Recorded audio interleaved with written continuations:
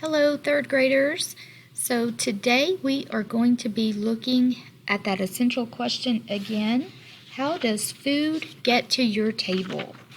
And we are going to be reading a story. We're going to read a short read called Great Ideas from Great Parents. But before we get into that short read, first I want to talk to you about a strategy to use as you're reading.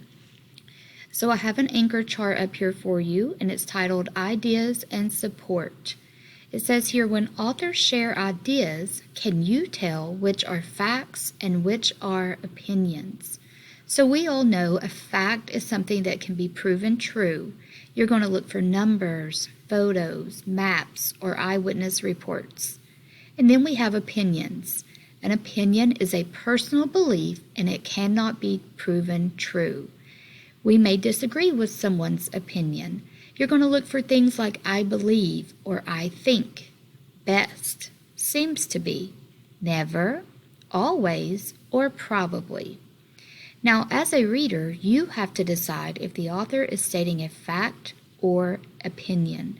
An author may be trying to influence your thinking or persuade you, okay? So as a reader, you need to be thinking, is this the author's opinion, or are these facts that we can prove? So you're going to use this anchor chart here to help you decide if we have fact or opinion. Remember, authors support or they back up opinions, sometimes with facts, sometimes with examples, and with opinions. In an argumentative text, the author may make a claim. The claim is he or she's position, their opinion on the topic, and you may or you may not agree with this author's claim. An author will support this claim or opinion with reasons and details, and that does include some facts and then a few opinions as well. Okay, so now I'm going to flip the screen and we are going to look at a short read here. So this short read is called Great Ideas from Great Parents. And you can find this in your My Book on page 282 if you want to follow along. So it says, Great Ideas from Great Parents. Washington Elementary needs a greenhouse.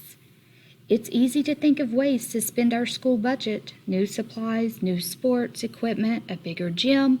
All of these would be great. However, one project should take priority. A school greenhouse.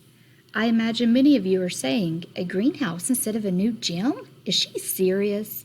As a farmer, I admit I have my own unique take on this issue. If you ask me, more plants are always a good thing. But I'm also a parent, and I've seen firsthand how growing plants helps kids grow too. First, agriculture is a fantastic way to learn about science. When kids garden, they learn how sunlight, nutrients, and water help plants grow. They learn how seeds store energy. They learn how plants fight back against pests. A greenhouse is like a giant hands-on science experiment.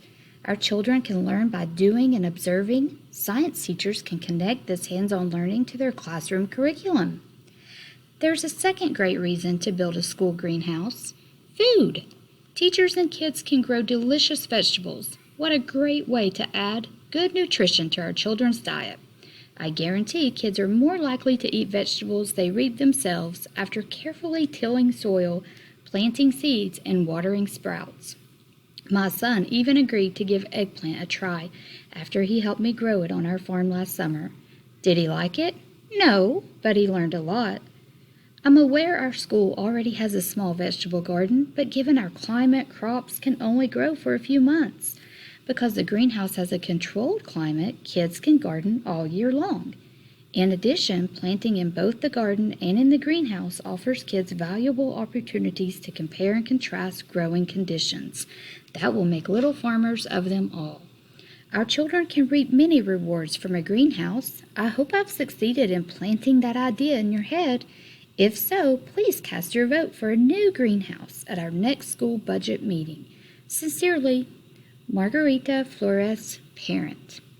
And then over here on 283, You have a picture of a greenhouse, and it shows here a greenhouse like the one shown here would be a welcome addition to Washington Elementary.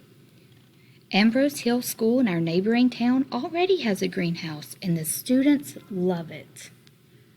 Okay, so this is an editorial. So this can make an argument to persuade readers to do something. So we see here that this parent is trying to persuade the school to have a greenhouse. And I want you to think about, what is her claim?